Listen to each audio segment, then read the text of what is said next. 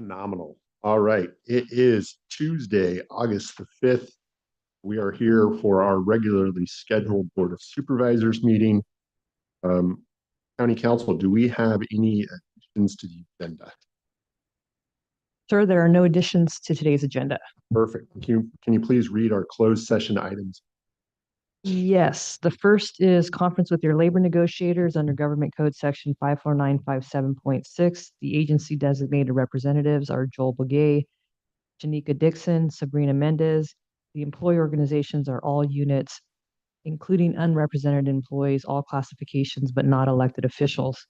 Under Government Code Section 54957, there's a discussion related to the public employee appointment and employment of the position of County Administrative Officer.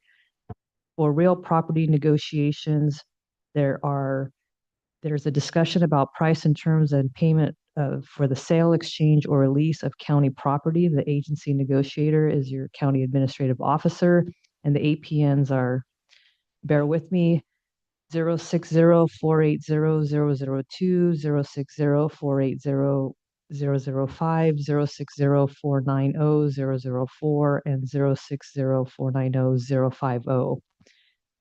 There are existing litigation matters under Government Code Section 54956.9, subsection D1. You have conference with your legal counsel on these cases. One is Cardoza, various other plaintiffs versus the County Groundwater Sustainability Agency. It's a Madera County Superior Court case. Same for Valley Groundwater Coalition versus the County of Madera and Moore versus County of Madera. Thank you. Thank you, Council. With that, we will retire into closed session and we'll be back at AM. Chair, you might want to ask for public comment on those closed session items. Thank you. Do we have any public comment on these closed session items? I have one. I just want to be sure we're here to comment on the closed session items, correct?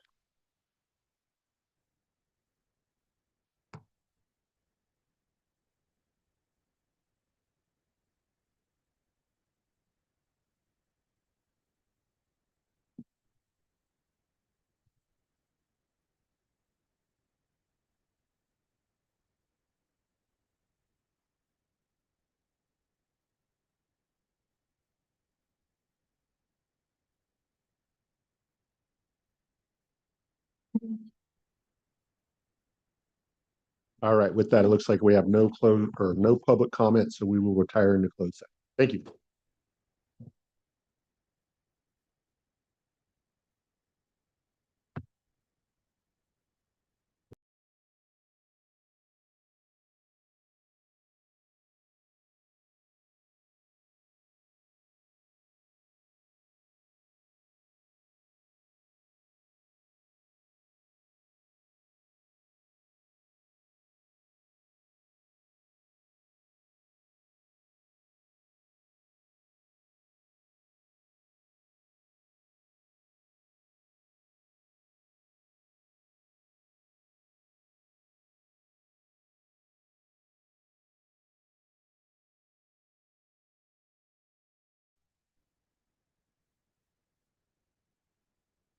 All right, and we are back from our closed session. Council, do we have any reportable action from closed session? Chair McCauley, there's no reportable action, but there are still closed session items when you want to recess for the rest of the closed session. Thank you.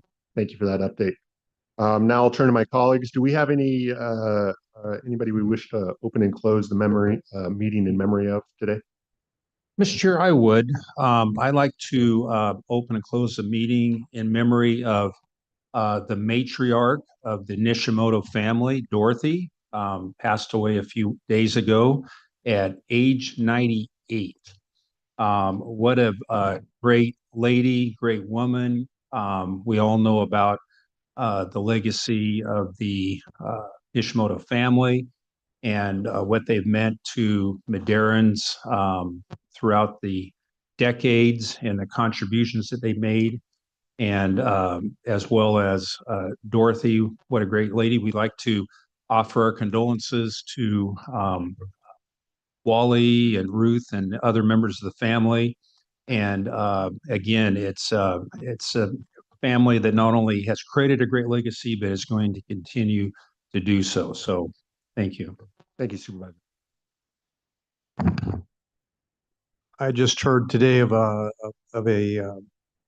local farmer, Doug Martin, who was killed in a tractor accident. So for their family in our prayers.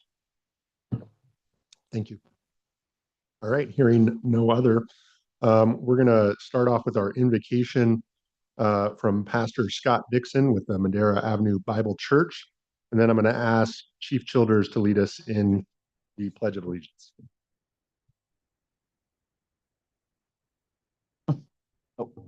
Good morning.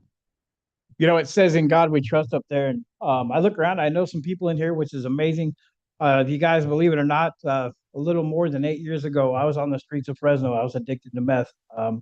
And I almost died. And God is the only reason I'm here. So, and yeah, if you join me, please. Heavenly Father, what an amazing God you are. Father, we think about all the blessings, Father, we take for granted so many times, God.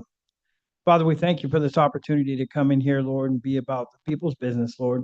I just pray, Father, for discernment and wisdom, Father, for those that are supervising, Father. I pray for each family in this room and who they represent, God.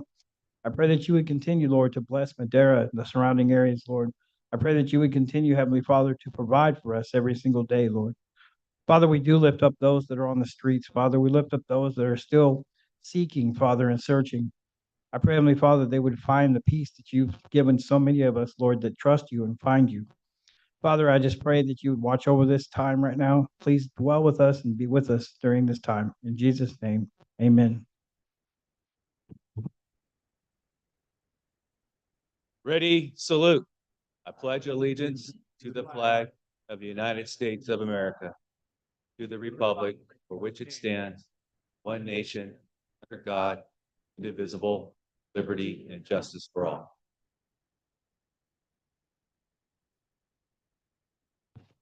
All right. Thank you, Chief, and thank you, Pastor Dixon, and congratulations to you on all your perseverance. It's amazing accomplishment.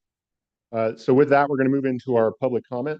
First 15 minutes of each regular session are set aside for members of the public to address the board on any matter not under the jurisdiction of the board, but not appearing on the agenda. The board will not take action on any items presented under public comment.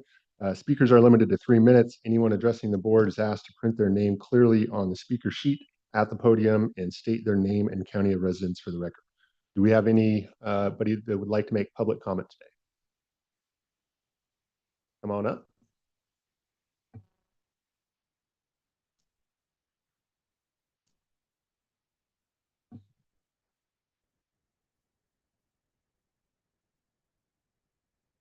I guess I'm first. Rebecca Martinez, Clerk Recorder, Registrar of Voters. I thought it would be a good time for me to come in and at least advise the board of what's happening in elections at this point in time.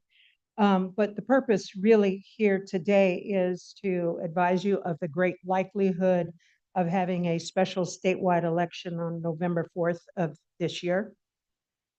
It certainly wasn't anticipated at the time that we prepared our budget for elections.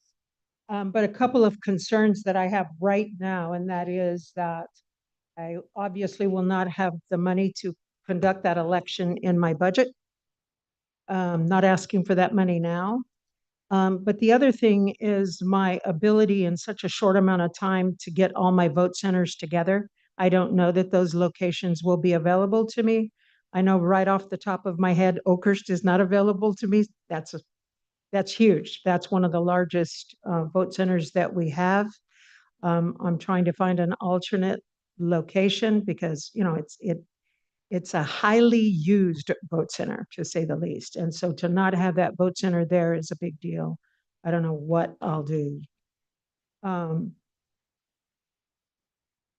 What I'm going to do here forward will be meeting on the subject of this election every week. So I'll give you an update as I know it. Currently, they have not promised any money or reimbursement for the election, and it will be costly. It'll be countywide. We'll have to redraw lines, and we'll have to make sure that we involve our GIS employees with regards to that. That's all I got. Thank you. Thank you for the update.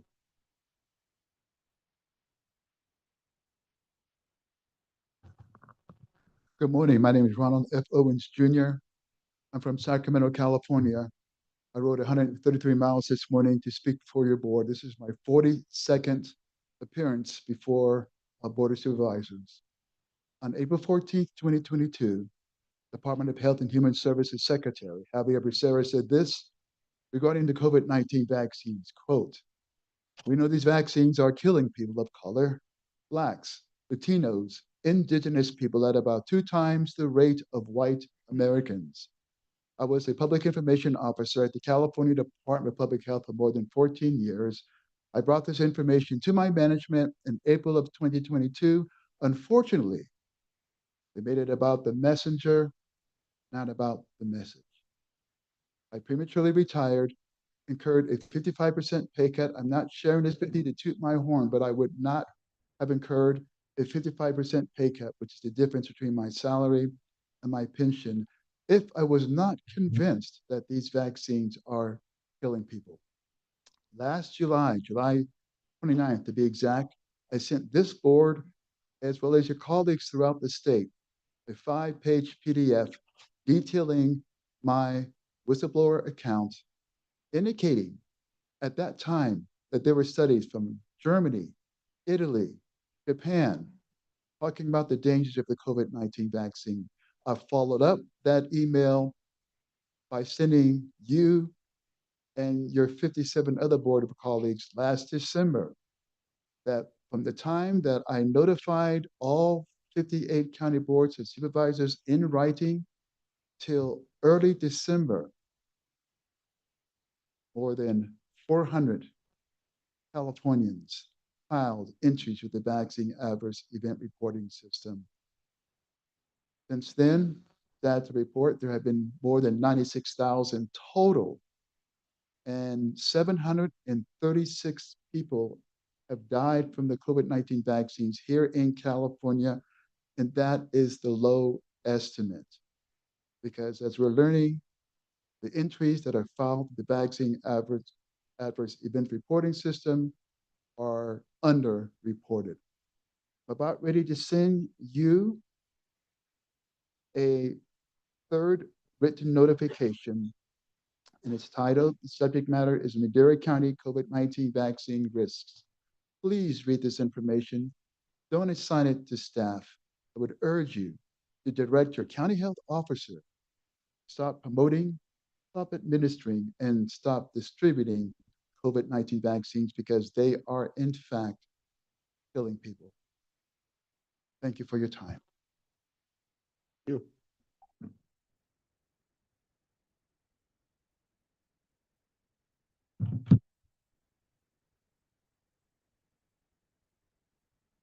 Hello, my name is Haley Walsh from Madera County. I'm here today to speak about the ongoing situation with the illegal trucking company operating behind our property at 18.5 and Road 22. It's been over a year since this operation began, and despite ongoing communications with Matthew Turber and Matthew Scalise, little progress has been made. We first contacted the Board of Supervisors in August of 2024 and spoke at the November 12th meeting, where Matt Turber told us fines were being placed on the property. We spoke again on December 3rd. We talked to Matt Turber about scheduling a meeting for December 23rd with Matt Scalise, Matt Turber, and the owner, Mr. Singh, which that meeting was delayed until December 27th. We agreed to stop washing the trucks and to turn off the lights facing our home, but that only lasted a few weeks. We spoke again here on January 7th. On January 15th, I took pictures of the operation and sent them to Matt Turber. By January 26th, Singh had moved his RV to block our view and resume washing trucks. On February 11th, we again contacted Turber and sent new photos. He said he'd speak to Singh the next day. On February 12th, the next day, they identified property that Mr. Singh already owned on Avenue 12 and that he would be moving the operation to that location on Avenue 12 and Road 33. Mascalise estimated that it would be 2 to 3 months in order to get all the forms, and then Mr. Singh would be making the move. Matt S. asked if my mom would like to move forward in front of the judge. My mom responded, saying yes, she would. On February 26th, we raised concerns about carbon monoxide and diesel pollution. Matt T. said he'd reach out to the San Joaquin Valley Air Pollution Control District. On February 27th, we sent a video evidence of trucks running and my mom saying that it's affecting her health. On March 24th, we texted Matt T again because the Air District lady, Jezebel, hadn't heard back from Mr. Singh. On March 26th, Matt T said he'd follow up with both Jezebel and Singh.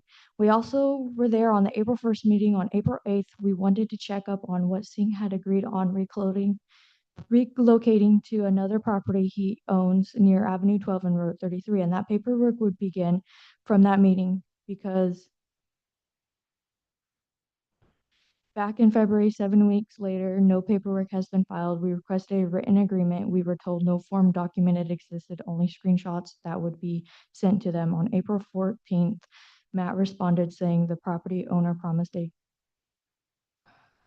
I know that's my time. Thank you. Thank you. All right, do we have any additional public comment online? None online. Okay, hearing none, we're going to move on to the consent calendar. So all matters listed under the consent calendar are considered to be routine and will be enacted in one motion unless an item is pulled by the calendar or by one of my colleagues. Do we have any items that we wish to pull for further discussion? Yes, Chair, I have some questions regarding AC and AD. So Adam Charles, Adam David. Excellent.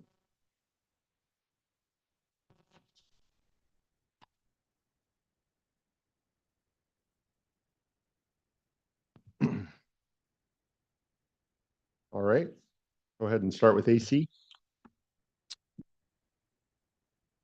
Great. Good morning, members of the board. Chris Rodriguez here to answer your questions.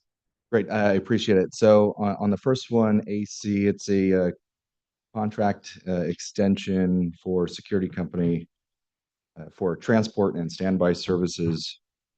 And I know we've had this since, I believe, 21, and this contract would extend to 2029.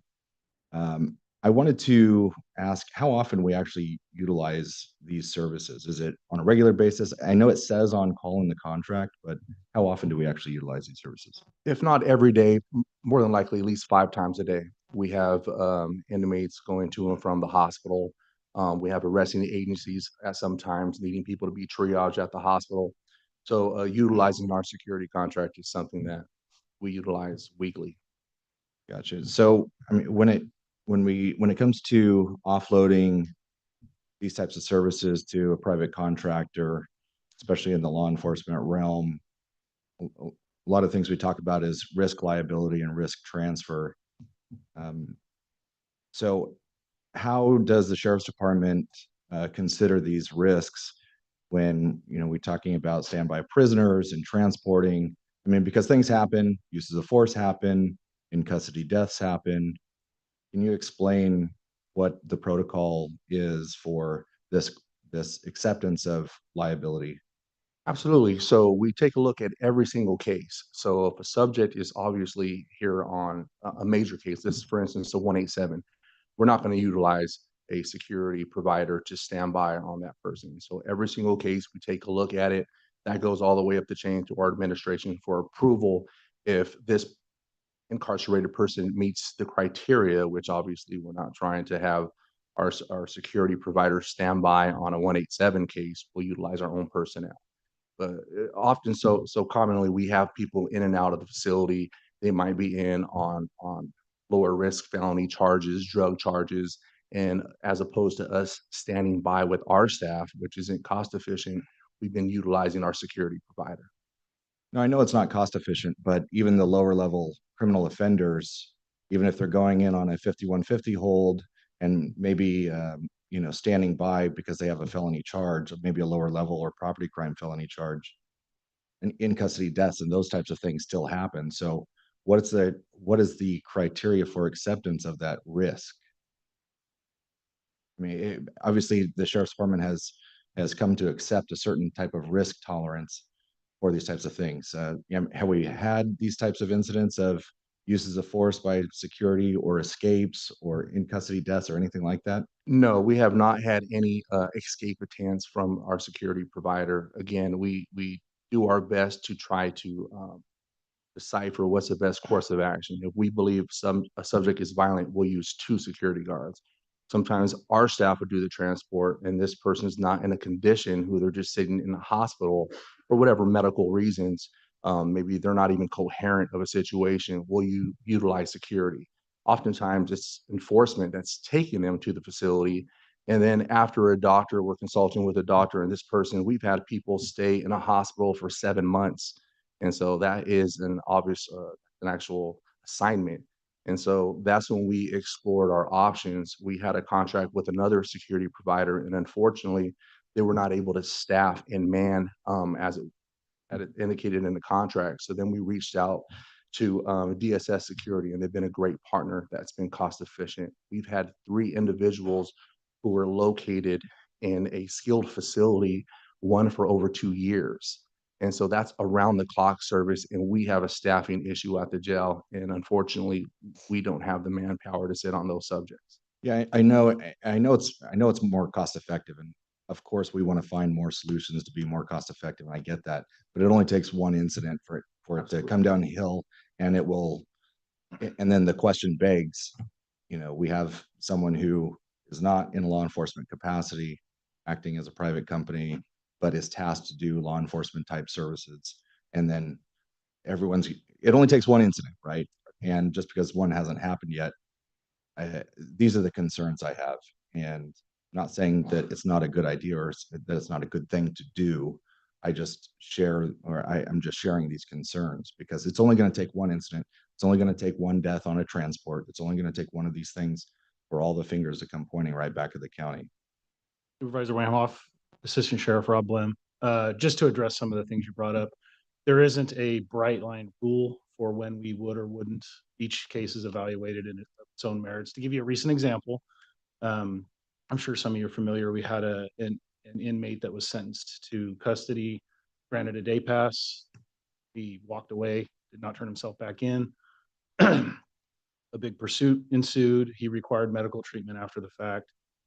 In that particular case, we chose not to have DSS security sit on that person because of the heightened risk they represented. So those are on a case-by-case basis. We evaluate them based on the overall factors, but there is not a hard line rule. Obviously, in cases like homicides or serious violent felonies, we're most likely going to choose to use DSS in respect to the concerns you just proposed. As far as the in custody death issue, I'd submit to you that when somebody is actually at a medical facility, the risk of in custody death is greatly mitigated because of the higher level of care. Transport, typically, most instances to and from the medical facility is not handled by DSS. There are instances where it is, but typically that is one of our jobs to facilitate transport to and from. Gotcha. I appreciate that. And the second question I have is the length of contract, because, and Jay, maybe you might be able to answer this. Some of our other security contracts, or at least most of our other security contracts that we've approved over the last couple of years, they haven't been any longer than 2 years, and this is a 4-year contract. So generally, Darren and Jason have negotiated those in shorter length because the vendor is keeping the old price. I mean, if we went out and like the last 7 years, there's probably at least 4 of those years where there was 0 price increase. So I don't know in this case if the sheriff's office was able to negotiate a better long-term rate by doing it this way, or if there's a CPI figured in. There is. It's $50 an hour, and then starting in year 2, it goes up by additional dollars per hour. So there is an escalator on this as well. Is part of my concern for the 4-year contract when all of our other security contracts are generally not longer than 2 years. Have we typically gone on a 4-year contract with any of Yes, these? we were previously under contract with another security provider for many years. The county has a contract with them. Back when COVID took place, we entered an agreement with DSS Security. They've been a great provider. Um, they're pretty much being utilized in all the surrounding counties with the exception of Fresno. And so we thought the 4-year contract was warranted. Okay. I don't have any other questions on that. Thank you. Thank you, Supervisor Walmoff. The next one, you guys might as well stay here. AD, Adam David.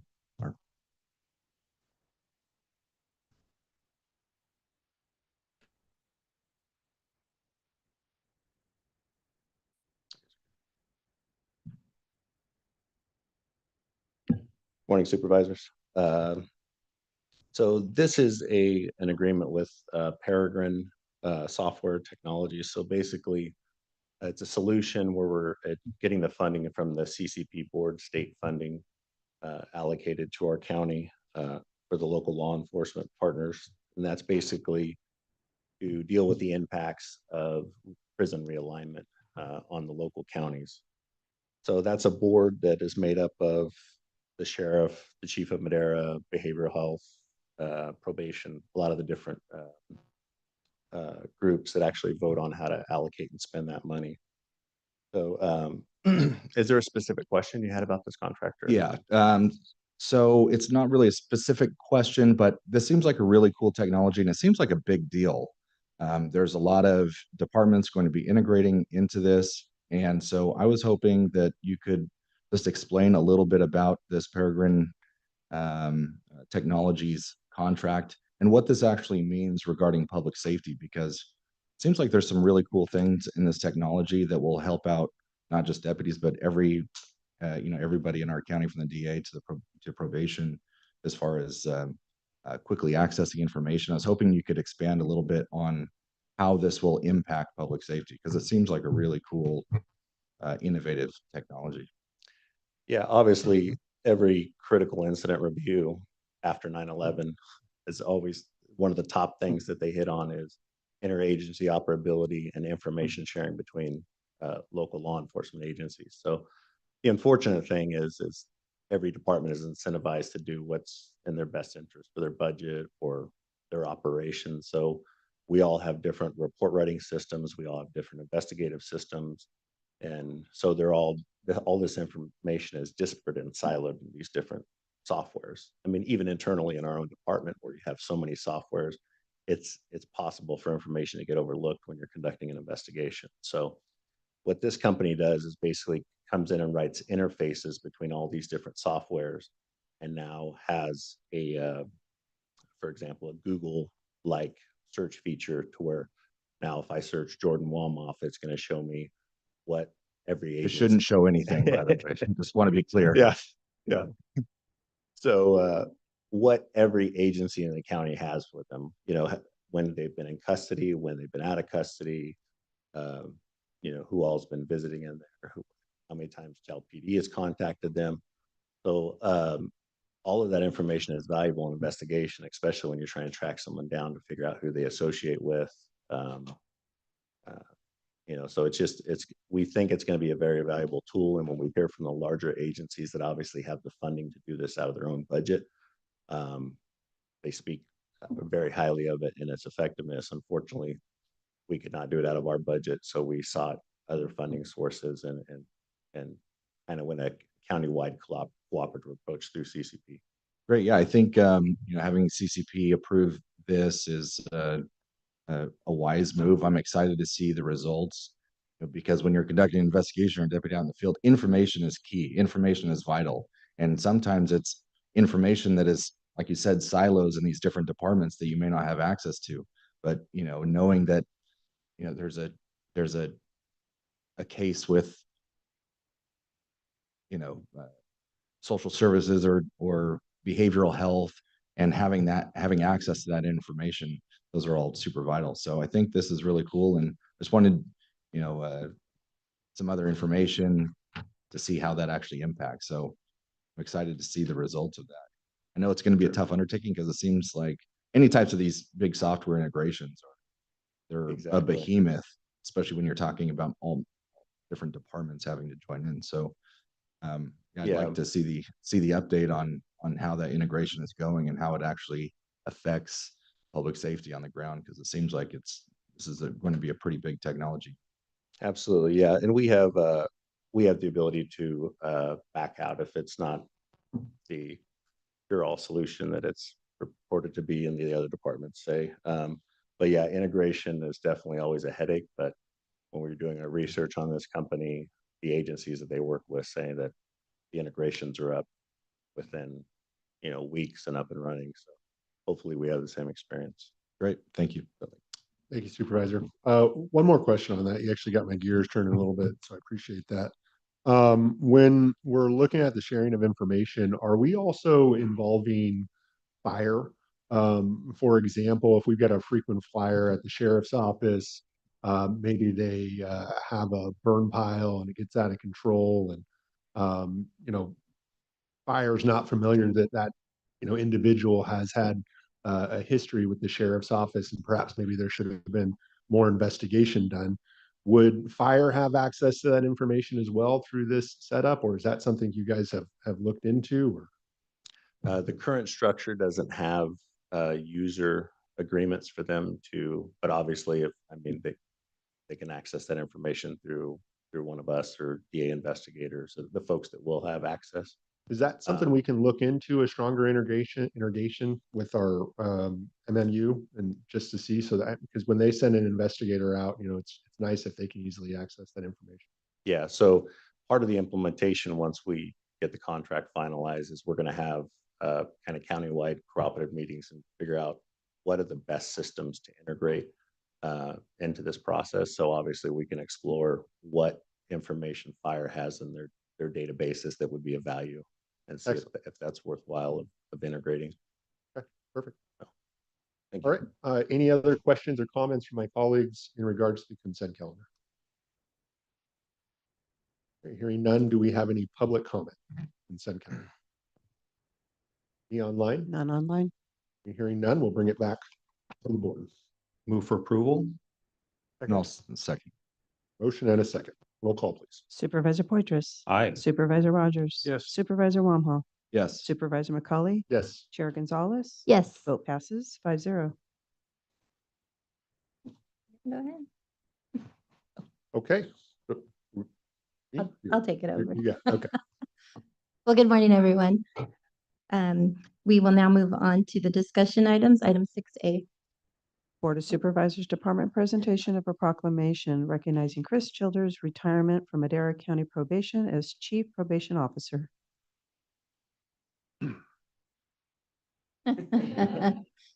Well, welcome, Chris. We have a special treat today.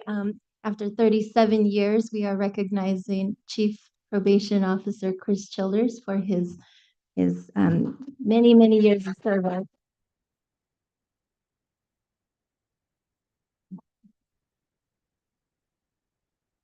Do you want to say a few words before we? I do. Okay.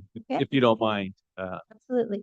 I do want to say good morning, Madam Chair. Glad you got out of wherever you got in here. Good morning, board members. Chris Childers, your Chief Probation Officer, retired. I'm pleasured to be here, and I really am really looking forward to my next chapter. But before we talk about retirement and all the fun things, I do want to say that it's really surreal right now to be up here after 37 and a half years. I want to express my gratitude to you, the members of this board, for this proclamation. From my early days working at Madera County Jail, moving to the 30 years at probation, culminating in being appointed Chief Probation Officer 2020. It's been more than just a career. It's been part of a community, part of a family, working not just for probation, but for the county. And it's a place that I want to say that it'll serve as my home away from home for as long as I'm around. And I just have a strong feeling towards the probation department of joy, of excitement, and what the future brings for them. Board members, judges, colleagues, leadership, probation, everyone here that's in support of probation and working for probation. It's been an honor, and it's hard to talk about without choking up because 37 and a half years culminating in this moment is, I'm not going to say it's a Hall of Fame speech because by all means, it's not a Hall of Fame award, but I really want to express my gratitude towards all those folks for leading, helping, supporting, getting me to this point where I know I would not be here today in this position for this long without the support of all these folks that are in this room. And I really, really appreciate it. Judge LaCalci, he has a special place in my heart and my career. Some of you who don't know, long story short, I was a victim of a crime, and he was a very young deputy DA, might have been his very first jury trial. And I was the victim in this case, and it was a pretty bad case. And he represented the county and the district attorney's office, and he did it with compassion for me. And he also did it with this realism of, I could have been killed. I should have been killed. I might have been killed if things went haywire. And he made me feel so good and felt so strong and able to go up there and testify at age 19 and really set the stage for me for my career, because at that point I decided I don't want to be an elementary school teacher. I want to be somebody in law enforcement. So Judge Acalsi, I had to give him a lot of this credit, a lot of other people that have been part of my life, like I mentioned. And I really wanted to make sure that you all know and heard the short version, Reader's Digest version of Judge Acalsi and his influence on me.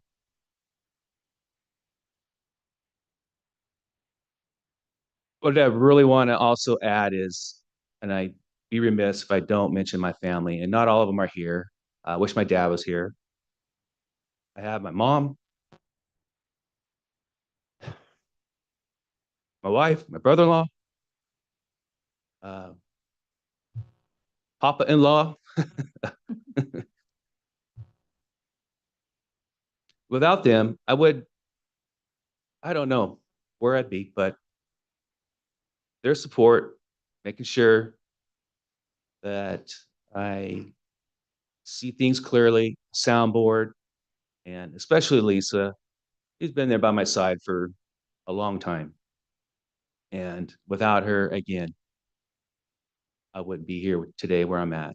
I'm so honored to be part of the family I have, and I wanted you to know how special they were in my career, and they are here today, but some of them, but the ones that are not here, I wish they were. I do want to tell Lisa on a happy, funny note that now that I'm retired, I do have a list of honeydews that I have. And I got a 2-month window. If you don't know, I think Lisa's retiring sometime pretty soon. So I got a 2-month window to get them done. So if any of you are handy with any screws, nails, and hammers, I will be calling you up. And I know most of you ever in this room. So I know we have some handy dandy people.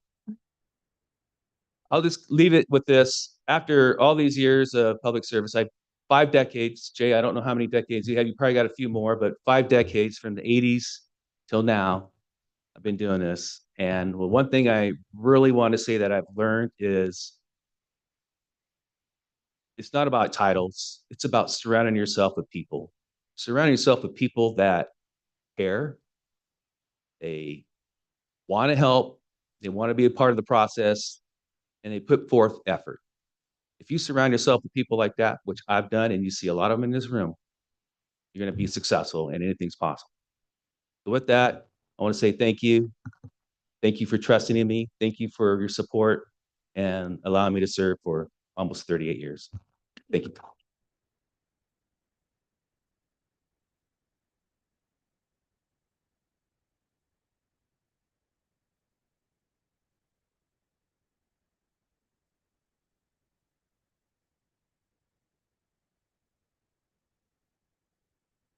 Well, Chris, wait just there. Our Chief Childers, wait there.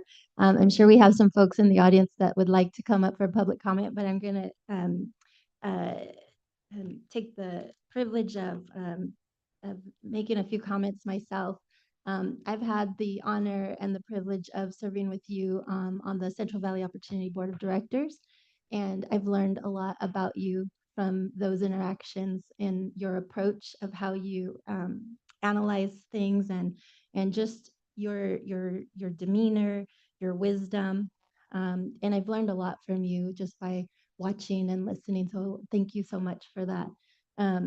Last night when we were at a small gathering, you talked a lot about your family, and that's your character, Chris. That the way you look, not just the way that you talk about them, but the way you look at your family with such love and devotion. It's a beautiful thing. And the way you talk about your team and all of the partner agencies that you have worked with, it's a testament of your character. So thank you so much. The world needs more people like you, and so we really appreciate all that you've done, the 37 years of public service. I will open it up to my colleagues on the board before we open public comment. I see Supervisor Rogers has a few comments. Yeah, Chris, you're one of those guys that I got to know real well from the outset when I first came on the Board of Supervisors 16 years ago. And you're a great guy, and we love your personality, your person. You're one of those rare managers that comes along. No drama, just great leadership, good friendship, very effective. You're a quality guy, and that's spilled out into your work just regularly. And it's always interesting as a supervisor. One of the things that tells you all of that is as you observe different departments is that from some managers, you never have an issue. There's never an issue. They deal with the issues. They deal with the problems. They deal with the people, and nothing ever comes to you. And you're like, yeah, that guy's doing his job, or that gal is doing her job, and they're taking care of business. That's you. You're one of those guys that takes care of business and does it great. Thank you for all these years, man. Somebody's got big shoes to fill. Thank you both. Thank you. Supervisor Wampa. Yeah, and I'm coming in on this is my third year on the board, so we haven't gotten to know each other all that well, but we have had some, pretty good discussions, and I've gotten to know you well enough to know the type of person that you are. And if I can encapsulate it in one word, it's leader. And it's from such a humble standpoint. And when I look at you and I look at your interactions and I look at the people around you and the people that you've surrounded yourself with, you can tell that you are a leader. You put others before yourself, and that shows. And you are showing what a leader should be by example. And you truly set that example. And when I talk to people about you that work for you, you can tell the type of person that you are by the way they speak about you. And I think that is one of the best compliments that anyone could receive, that people who work underneath you respect you so much. And so although we haven't gotten to know each other all that well, your legacy is solidified here, and I think that's clear. People really like you, and you did a great job. Sorry, you're actually off the clock today because you retired yesterday. So this is all free, I guess. So you are donating your time to us today. But thank you so much, and congratulations. Thank you very much. Supervisor Poitras. All right. Thank you, Chair. Congratulations, Chris. And first of all, I expect you to sign up for a neighborhood watch meeting in District 3. Since you've got all this time. So again, congratulations. It's interesting over the years watching law enforcement and what started out years ago as merely law enforcement, and how with your help and others and everybody here, it's turned into truly, getting people back on the right track. And I've had a chance to work a little bit in, I guess it's not juvenile hall anymore. It used to be called juvie, now it has, fancy terms, but it really is, because there's so many people now, and people aren't aware of all the groups and agencies and so forth that go into the hall there, the academy. And then we've had a number of graduations recently, and these young men and women now are on the right track. They're going to college, they're getting jobs. It's truly amazing. So it's not so much of a place to put people, okay, you serve your time, now get out and be better. No, it's truly getting them back on the right track, and they're becoming great citizens. And you're gone, but we've got the rest of us here, and we're still here. We're still moving along, but again, it's that legacy that Supervisor Wamhoff uh, stated, and I could see it in everybody else, because you've been a great link in that chain. And so I look out at the others that are going to continue to move on, and then whoever takes your place and the team that surrounds them are again on that great trajectory. So thank you so much for helping to keep put those things in motion. Thank you. I appreciate that. And Supervisor McCauley. Thank you, Chair. Yeah, not a lot I can say that it hasn't already been said. But I think if you were looking for something that hasn't been said, I think you would look behind you at all these folks that are in the audience. I was watching as you were speaking, and I think I saw a lot of emotion coming out from your team at the probation department. And I think that's just a testament to what everybody's been saying. What a great leader you are. What a great legacy you're leaving. So with that, I just want to thank you for all the wonderful work you've done, for being so approachable, being just a great leader in our community. So thank you. Thank you. Appreciate all that. Okay, I'll now open it up for public comment, and I see that we have the Honorable Judge Lakowski in the audience. Good morning. Chris Childers is the fourth chief probation officer to retire on me, and yet I'm still working. I must be doing something wrong. He kind of stole my thunder. I was going to lead off with that case. He was just a young man, and I was just a young, brand new deputy DA. And he's right. That was a very, very bad case. But one thing that stands out in my mind was that he had that law enforcement sense way back then, because he was the clerk, I think it was Circle K, right? Circle K. And he knew something was wrong. He knew he was being cased, and he called law enforcement. And so the sheriff's office was out there, and he was robbed, and the sheriff's office was there. And it was a bad case, because one of the suspects ended up being shot by a deputy sheriff. But Chris was a good witness, and all of the individuals were prosecuted. And he was a little tentative because he was only 19 years old. And I can't imagine a 19-year-old going through all that. But the next thing I know, he's at the jail working with the inmates. And I was just shocked by that. And, but over the years, we've had a great relationship as not just colleagues, but as friends. We've had many rib cook-offs and barbecues and softball games together. And I was there when Lisa came to work for the probation department, and they started dating. I was there when they had their first child. Now they have grandchildren. And I was there as Chris went through the ranks of the probation department. Chris did it the hard way. I was kind of lucky. When I went to law school, I didn't have to work a full-time job. He was working full-time job and going to school. and he got his degrees. And I have to really, my hat's off to him for that. And Chris has been, you know, it was a real easy decision for we judges when we had to replace Rick Dupree as chief probation officer. Only one choice we thought we really had, and that was to replace him with Chris.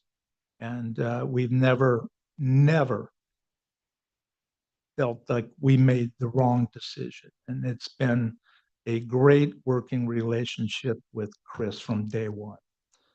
And there's one thing that I can tell you, there's one thing I can tell you about Chris. There's always two things you can count on with Chris Childers: his commitment to his family and his commitment to the county of Madera.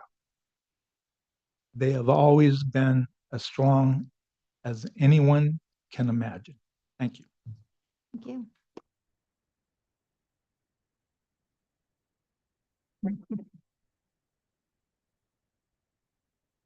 Wow, what a good group. I was on my way to Fresno. I had an appointment, and somebody told me about this congregation that we're having this morning. Nobody told me what was going on. And I'm sitting at this board meeting. Donald, can you state your name for the Oh, record? you know me? Oh, excuse me. Please. This is public record. My name is Donald Holly. I'm a longtime resident, past city council member, past county, Planning Commission. yeah, all those planning commissions. And, you know, I've been with this county, not just the city, but with the county for over 20 years working. And I still work with the county. I work with Juvenile Justice Commission. A few of my colleagues are out here. I work with the county parole, was Judge Kelsey got me involved in. I want to hang him now, but it's too late for that. And I thank him for it because I like it. And it's really a good opportunity. But with Chris, we went back long ways back. When I first met Chris, we was doing Big Brother, Big Sisters. Yeah, he didn't tell you about that. He's a mentor, not only to adults, but to kids. He took a little boy and changed his life around tremendously. Not only support that the county give to Big Brothers, Big Sisters, but his heart that he gave to a young man. And I think they still see each other now and then. But Chris shares something y'all don't get to share. We have a grandchild together. Yeah, I'm the great grandpa. He's just a grandpa. So I get over, you know, I'm over him. Yeah. Y'all got that right. I'm over him. Yeah. But, you know, on behalf of the city of Madeira, as well as this county, Chris, you are, you know, me and you, we even had dinner together. We go back a long ways. We ain't gonna tell you about our gambling days. Y'all didn't get that.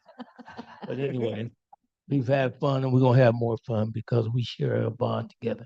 And with that, thank you, County. Love all of you. Don't get to come before you too often, but what I'm doing, I ain't crying right now. I ain't mad at you. Y'all know when I get mad, what Donald Holly want now. I ain't begging for nothing yet. Coming. But anyway, God bless you. Keep the faith, and only God can make it work. Thank you, Chris. Right. Thank you.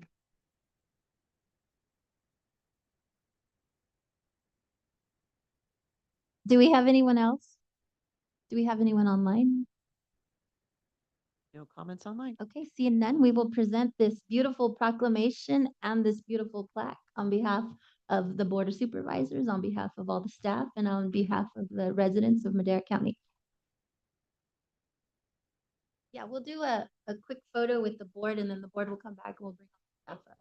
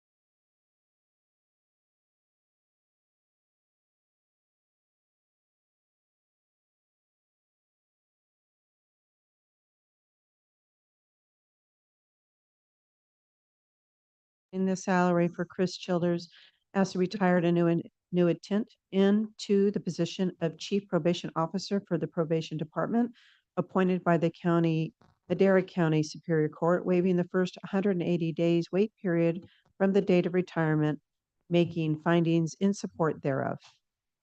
Well, this will be awkward if we don't approve this next item. Shanika, go ahead. Good morning, Chair Gonzalez, members of the board, Shanika Dixon, Director of Human Resources here at the county. As you're aware, we had a recent retirement of Chris Childers as the Chief Probation Officer. The Chief Probation Officer position is currently vacant as of today, and there's an active recruitment to fill this vacancy with a final filing deadline of August the 8th, which is coming up pretty soon, and an anticipated appointment of a Chief Probation Officer sometime in early October. Chris Childers has retired from the position as a Chief Probation Officer, and the Madera County Superior Court took formal action to approve the appointment of Chris Childers as a retired annuitant to serve in the capacity as interim Chief Probation Officer until a permanent replacement is appointed, again, sometime in October. The position of Chief Probation Officer is appointed and serves at the will of the judges. This recommended action will provide for the continuity of efficient operations in the Madera County Probation Department, and this item is before you for consideration to adopt a resolution setting the salary and appointing Chris Childers as a retired annuitant in the position of Chief Probation Officer to serve in a capacity as an interim Chief Probation Officer. So both myself and Adrian Caleb, who is the Court Executive Officer, available for any questions. I believe Adrian is on. Thank you. Do we have any questions, comments from the board? Do we have any public comment on this item? None online. We have none online. I'll close. Move to approve. Second. We have a first and a second. Roll call vote, please. Supervisor Rogers. Yes. Supervisor McCauley. Yes. Supervisor Wamhaugh. Yes. Supervisor Poitras. Aye. Chair Gonzalez. Yes. Vote passes 5-0. Thank you. Thank you. Item 6C. Board of Supervisors Department presentation of certificates of recognition to Madera County Probation Department's 2025 Employees of the Year. And with that, I will call our retired annuitant, Chief Childers, back. You're back on the clock. It never ends. Welcome back. Thank you. At least you're getting paid now after that last vote. It's no longer for free today. Good morning, members of the board, Madam Chair. Chris Childers, Chief Probation Officer, no longer retired. It's an honor to present our two recipients today. We have first recipient is our Professional Employee of the Year, and her name is Karen Villavicencio. And we also have our officer selected for Officer of the Year, MacArthur Yang, here to receive these prestigious awards. And we really appreciate the board recognize these two outstanding employees. What I want to do is read a little bio on one at a time, if that's okay. Absolutely. And can I have Karen come up here and join me at the podium?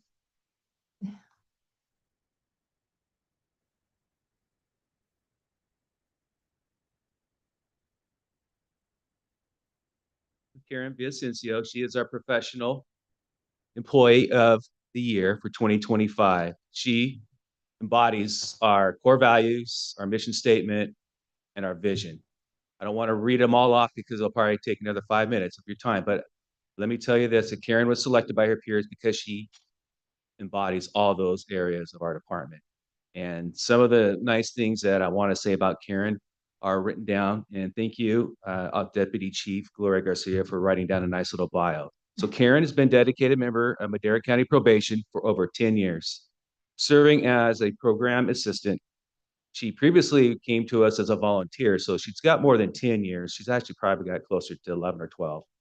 And throughout her tenure, she has been assigned to every division within the department, gaining a comprehensive understanding of its operations and consistently demonstrating adaptability and professionalism. Karen is known for her strong work ethic, collaborative spirit, and unwavering commitment to supporting her team. She's a true team player who consistently contributes to a positive and productive work environment. Much of her work takes place behind the scenes. The impact of her efforts is both visible and deeply appreciated across the department. In addition to her daily responsibilities, Karen plays an active role in supporting the community, and she supports all of our community events. We do have quite a few. She's always there. You can always count on her to be there. Her professional goal is to continue growing within the department, expanding her skills, and contributing even more meaningfully to its mission and success. I give you Karen Villasencio, our professional employee for 2025.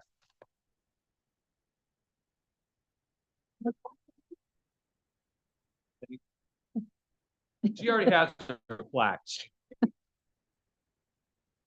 Thank you. Congratulations.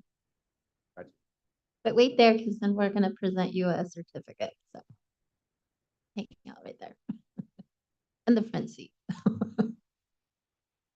MacArthur Yang, can you please come up?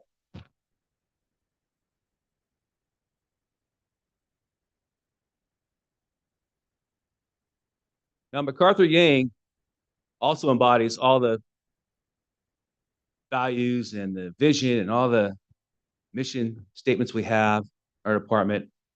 And he was also selected by his peers. He works above and beyond the call of duty. He is epitome of the Officer of the Year award. And if we could give it every year, he'd probably be selected every year. Awesome in his role. And I want to thank Deputy Chief Rick Galindo for writing a nice little bio on him. So if you indulge me, I would like to read it. MacArthur Yang has been named 2025 Officer of the Year by Madera County Probation. This is a well-earned recognition of his dedication, integrity, and impact across both correctional and probation services.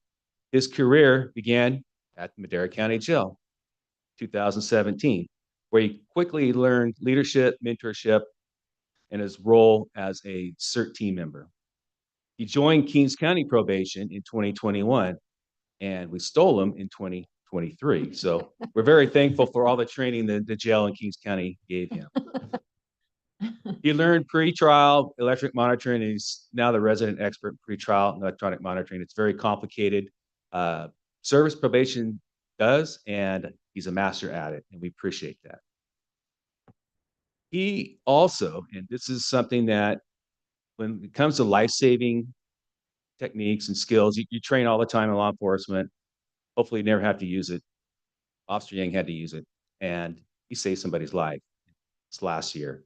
He's also been responsible for recovering of over $30,000 in electronic equipment, which that's a lot of money. That's county money. And he's recovered it, restored the equipment, and of course, saved us a lot of money. He's a quiet leader. He's very well respected by everybody. He's empathetic and he's committed to his craft.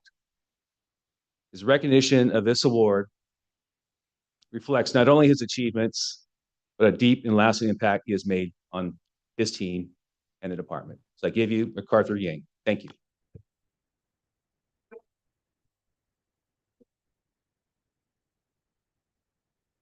I'm not big on the award stuff, but this one does mean a lot. My team does care about me. Well, not gonna get emotional. That's not who I am, but thank you for everything. Thank you.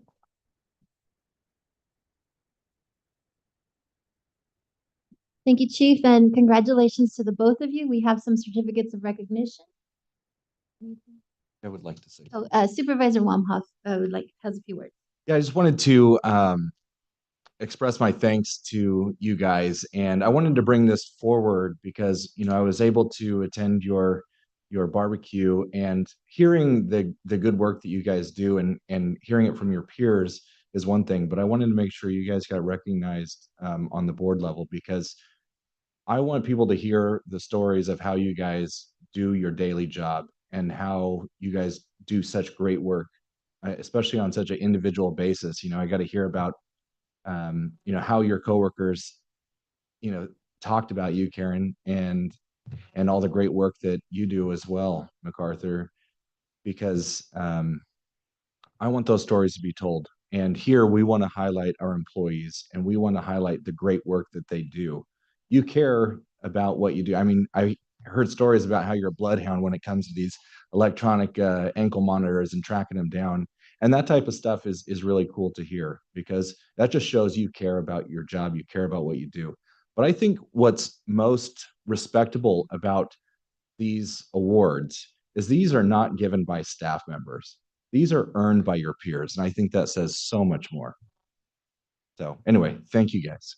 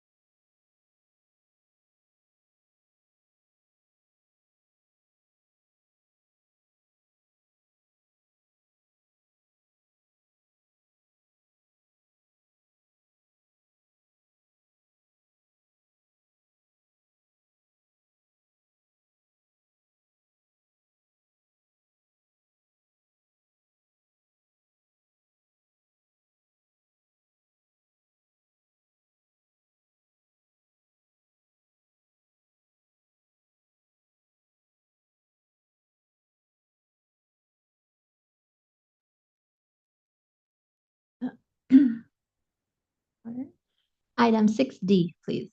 Board of Supervisors Department, presentation of a proclamation recognizing August 2025 as National Breastfeeding Awareness Month.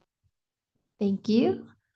And I believe we have some members of the Madera Breastfeeding Coalition in attendance. Hi, good morning. August is designated as National Breastfeeding Month. And that's something that's near and dear to my heart because I had a toddler, well, I have a toddler now. She's 2. She just turned 2. And I had a heck of a time with trying to breastfeed. And so I was a mess. And my mom is not here with us anymore. And so I actually had to call a member of the Breastfeeding Coalition to assist. And so it was something very personal. And I share that though, because we have lots of moms who are unable to or who struggle. And so this group, the Madera Breastfeeding Coalition, is a tremendous asset to us here. So with that, I'll hand it over if you want to say a few words. Thank you. Good morning, supervisors. And I just want to say that I really enjoyed the Love Fest today. Thank you. So thank you, Supervisor Gonzalez, for sponsoring this item, and that extends to your Chief of Staff, Jessica. On behalf of our Madera County Breastfeeding Coalition and as chair, I'm Sylvia Stratford, and I thank this board for your support in proclaiming this month of August as National Breastfeeding Awareness Month 2025 in Madera County. Your continued support aims to protect, promote, and support breastfeeding, which will continue to positively impact health and well-being outcomes. As chair of our coalition, I'd like to acknowledge our community partners who include WIC, Camarena Health, California Health Collaborative, First Five, Madera County Department of Public Health, Behavioral Health Services, and many others who join efforts to be a trusted resource for offering respectful and client-centered care, lactation services, and care to any person whose goal is to breastfeed or feed their infant human milk. We are unified in providing peer-reviewed and evidence-based information, and as advocates are interested in reducing disparities and improving health outcomes for all. Together, we are a beacon where safety and success can be sought in a sea with waves of misinformation and disinformation, too often fed by opportunistic players and fame seekers. Together, we get to fortify an appetite for public health that begins even before a newborn's first food of human milk. There are numerous tie-ins here. The American Academy of Pediatrics asserts that breastfeeding is a healthcare imperative. In June, our California Surgeon General highlighted during the launch of the Maternal Health Task Force that this is a special moment with the strategic alignment of partners, systems, and policies to uplift doulas in California. And that is just one small point on that. So the partners include the state's Perinatal Quality Collaborative, which is the CMQCC, which is the California Maternal Quality Care Collaborative. They're housed at Stanford, CDPH, and the Office of the California Surgeon General. Doula care is a vital birthing service, and data shows it directly improves outcomes for health and happiness and being satisfied. Presently, here in Madera, we get to forge new paths with our sister counties of Fresno and Merced for best practices to meet birthing needs for our residents, while also building capacity to provide accessible care when it's needed within our county. Cameron Health now offers a breastfeeding support group following the achievement of team member Claudia to become a certified lactation consultant. She is also our coalition's social media officer. Since our county doesn't have a birthing hospital, our latest any in-hospital breastfeeding initiation data is not precisely known.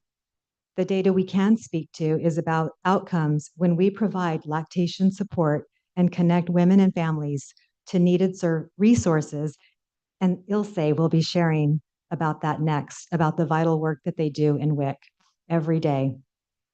We can also speak about the tremendous success of our last 2 donor milk collection drives, and directly, this reflects the readiness of our community to show up and generously donate their frozen breast milk to help save the lives of our most valuable, our vulnerable tiny humans.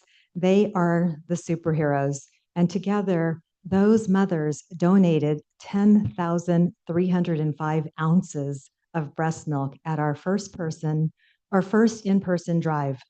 And this is really health justice in that it supports a tiny human in their right to achieve their highest possible level of health while addressing disparities and making health resources accessible to those who need them and do not have a voice.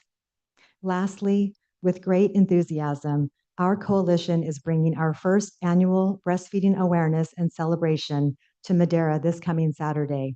And of course, you are all invited. This event is made possible again through the dedication and belief of community partners that lactation support is necessary and protective to improve health outcomes and grow love, connection, and happiness. And with that, I would like to introduce Ilse Arambide, who is Program Manager for Women, Infants, and Children. Thank you. Thank you so much.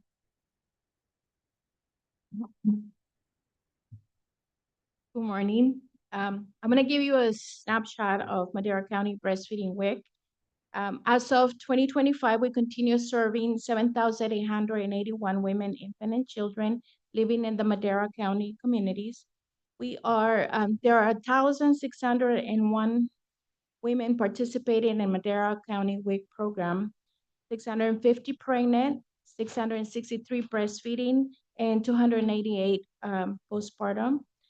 The rest will be approximately 5,000 children that have been breastfed or they have had the opportunity to get healthy nutrition.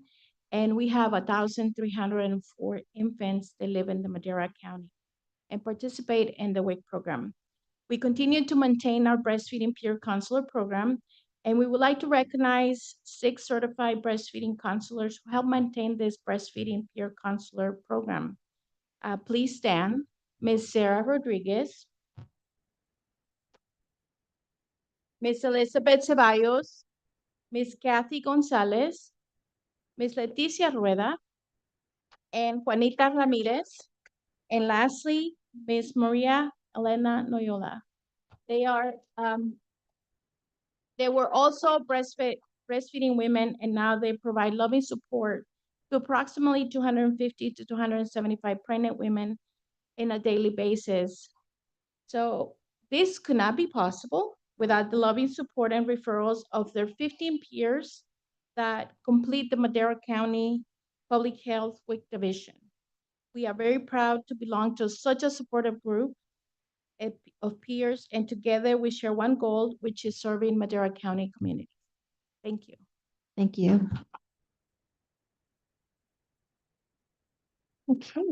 Well, thank you. On behalf of the board, we have this proclamation recognizing National Breastfeeding Month in Madera County, and we'd like to present it to you also. If you'd like to join us for a photo, we'd really appreciate it. But with that, do we have any additional public comment?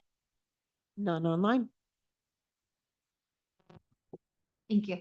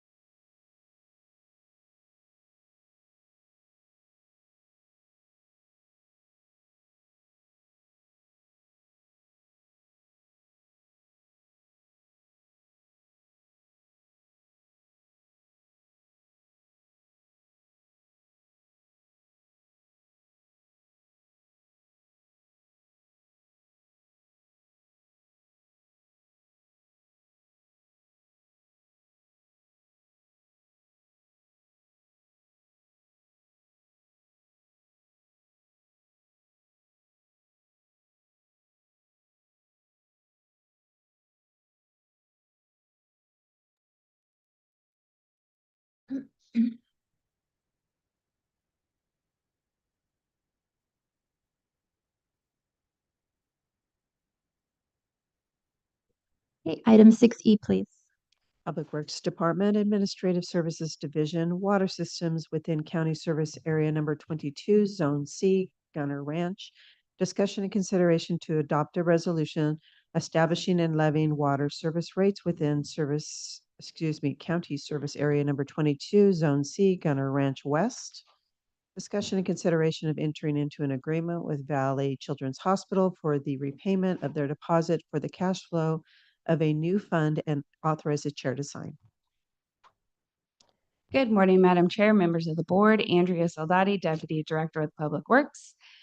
Before you today, we have a new water system that we will be taking over here in the next item. But before we do that, we're actually going to be setting the water rates for that new water system. Currently, Valley Children's has their own water system. And with the development of the Gunner Ranch West development, we are going to intertie the Valley Children's water system into Gunner Ranch West and create a community water system. The county, along with Valley Children's and Gunner Ranch, have been coordinating this transformation, let's say, to incorporate the Valley Children's water system into the Gunner Ranch community-based water system. We currently own and operate the sewer system, so now we will be taking the water system as well. This first item is for setting the water rates. There will be residential rates, commercial rates, office rates. So rates are pretty in tune with what other communities are paying. It will be a flat fixed rate plus a metered rate. So every CCF 100 cubic feet of water, they will be charged a dollar amount. Residential rate, which is most commonly talked about, residential rate will probably hover around $100 a month, which again is pretty much in tune with other developments in the area. All of the property owners at this point in time have waived their right to a Prop 218 hearing. So all of those waivers are attached. So in normal circumstances, we do a Prop 218 where all the residents are noticed and they can come and, speak their piece or protest. In this case, all the property owners have waived and are in agreement with passing the rates. The other item before you is a deposit agreement with Valley Children's. What that's going to do is that's going to give us an influx of cash to start off the water system fund. That will be credited back to Valley Children's after we've met reserve requirements in the fund. So for those two items first, I am here for any questions. Thank you, Andrea. Any questions, comments from the board? Do we have any public comment on this item? None online. I'll close public comment and bring it back to the board for action. Move for approval. Second. Go first and a second. Roll call vote, please. Supervisor Portress. Yes. Supervisor Wamhaugh. Yes. Supervisor Rogers. Supervisor McCauley. Yes. Chair Gonzalez. Yes. Vote passes 5-0. Thank you. Are we going to gather for pictures? We can. Well, after we do this next. 6F, please.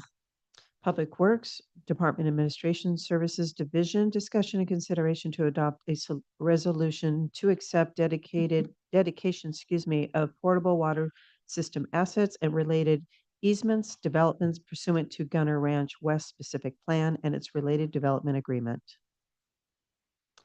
So the second item for you, what this will do is this is the actual instrument that will transfer the water system and all of the infrastructure. So the resolution at hand gives us the authority to sign documentation that will start escrow and the bill of sale and transfer all the deeds and easements. So with the authorization of this resolution, essentially we will move forward with opening escrow and starting the process to acquire all the infrastructure. At this point in time, obviously Valley Children's water system is up and running. Gunner Ranch West is in development of their side of the water system and are at the crux of actually being able to, let's say, flip the switch and be able to connect. And then we will have a fully fledged operating community water system out there. There is also a municipal advisory committee within the CSA 22 Zone C area, the MAC. They have met and are aware of this and have voted in approval of moving forward with all of this. It should also be noted that through all of the documentation and all the things that we have done with Gunner Ranch West and Valley Children's, it is still everybody's hope that a private utility company will come in and purchase and own and operate this water system. So all three parties are in alignment that is essentially where we would like to see this water system be and live forever. Right now, it will be with the county, and we will own and operate it just the same way that we do all of our other water systems. But there are items and instruments in line and in place that if a private utility company were to come in and wish to purchase that water system, that we would all be in agreement and move forward with that process. So with that, I'm here for any questions. Do we have any questions, comments from the board? Do we have any public comment on this item? Come on up. Good morning, Madam Chair, members of the board. My name is David Tipton. I'm here on behalf of Richard and Mimi Gunner, also in my capacity of the chair of the CSA 22C MAC. As Ms. Saldate mentioned, we did meet on July 30th and unanimously recommended approval of this item. So I just wanted to pass that along and just let you know I'm also available as well for any questions. Thank you very much. Thank you. Do we have anyone else? None online. I will close public comment and bring it back for action. Move to approve. Second. We have a first and a second. Roll call vote, please. Supervisor Wamhaugh. Yes. Supervisor McCauley. Yes. Supervisor Rogers. Yes. Supervisor Poitras. Aye. Chair Gonzalez. Yes. Vote passes 5-0. Thank you. Thank you. Item 6G. Sheriff's Coroner's Office Jail Division, discussion and consideration of entering into an amendment to MCC number 11589B-23 with California Forensics Medical Group, Inc., amending compensation in the amount not to exceed $6,342,739.56 for the fiscal year 2025, 2026, and $6,571,078.18 for fiscal year 2026, 2027, and extending the term to June 30th, 2027, and authorize the chair to sign. Thank you. Chris, push your button, please. There you go. Thank you. Good morning, Madam Chair and members of the board. I'm Chris Rodriguez, Captain Madera Sheriff's Office. I'm here today to request your approval of a 2-year extension to our contract with California Forensics Medical Group, CFMG, for the continued delivery of medical services at Madera County Jail. As you know, counties are legally required to provide adequate health care to incarcerated persons. Failure to do so not only puts lives at risk, but it exposes counties to costly litigation. In fact, many county jails across California are currently facing lawsuits stemming from inadequate medical care. Madera County has been an exception due to our long-standing relationship and highly effective partnership with CFMG. We have avoided medical-related litigation. Their consistent staffing professionals, accountability, and standard of care have not only kept us in compliant with the law, but also protected the county from legal exposure. After reviewing similar contracts across the region, I believe the rate that we have negotiated for this 2-year extension is both reasonable and competitive, made possible in part due to our history with CFMG and the stability we've maintained together over the years. This is a partnership both parties value, and I believe it continues to serve in the best interests of the county and those in our care. I respectfully request your approval. Thank you, Chris. Do we have any questions or comments from the board?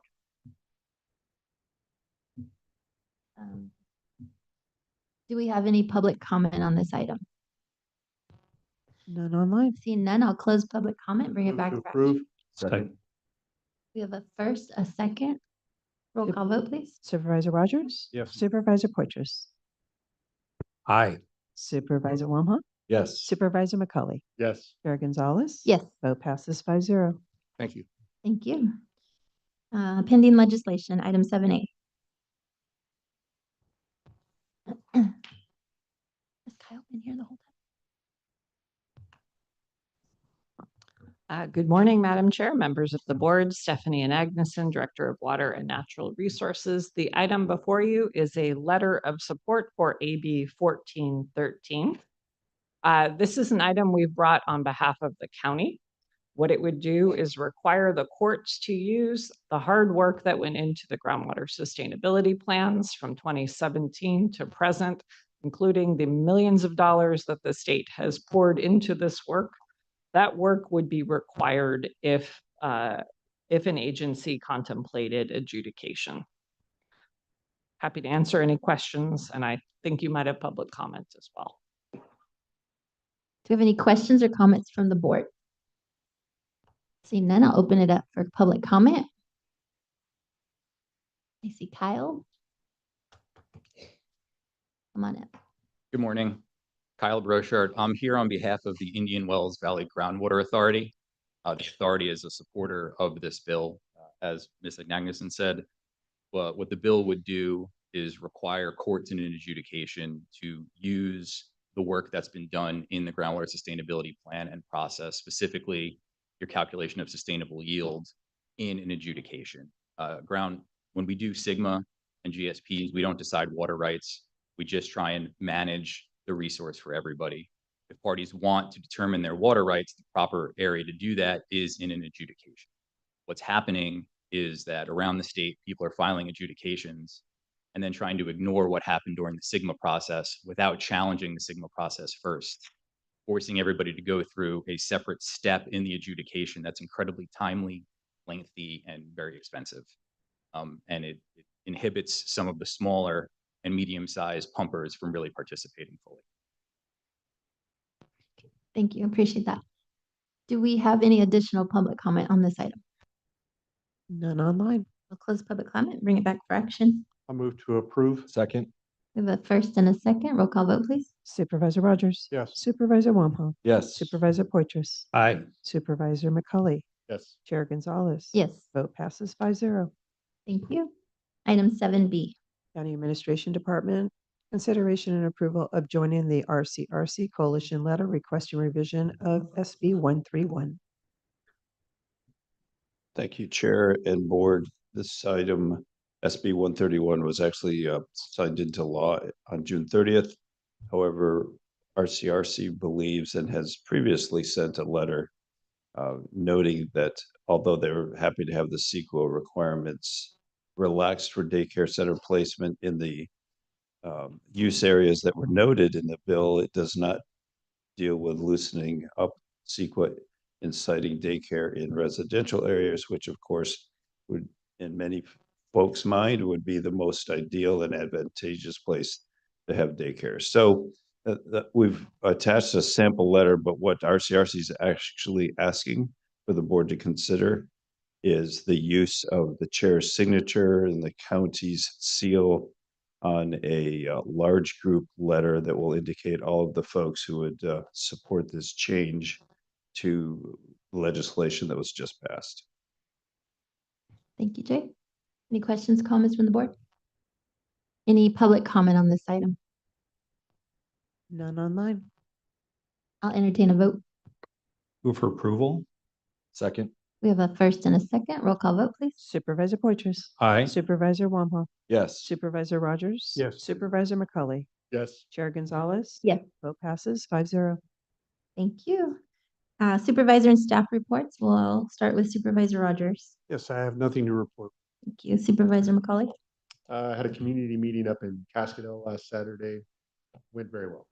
Thank you. I will report that I will be participating in a backpack giveaway today. It's a resource fair over at Pan Am Center in the city of Madera.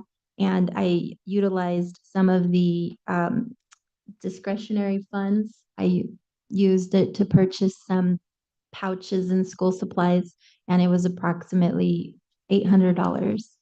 And so I'll be there 6 to 8 at Pan Am Community Center if anyone knows of a young student that is in need of school supplies.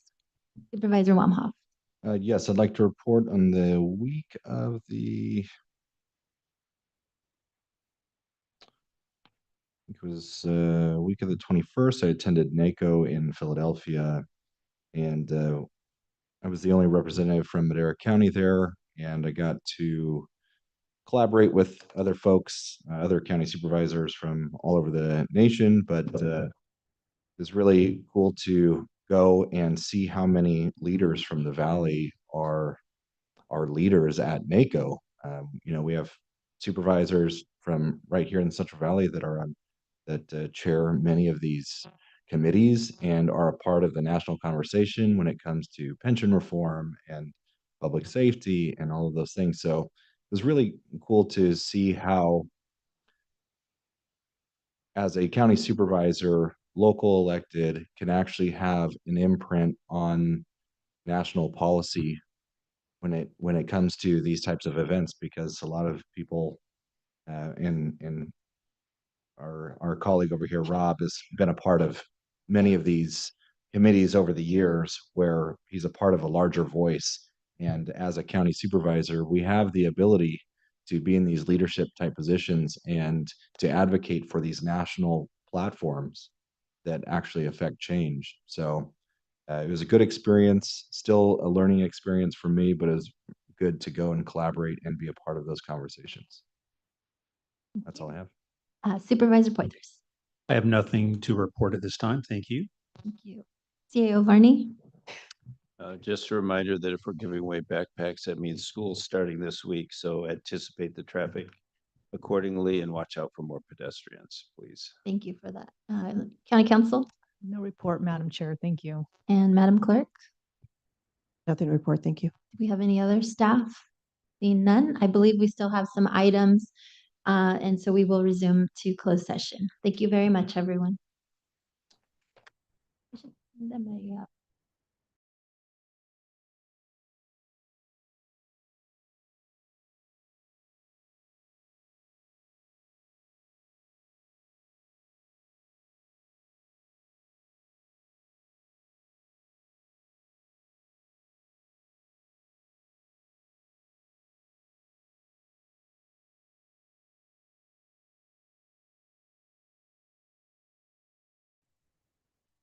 County Council, do we have any reportable actions?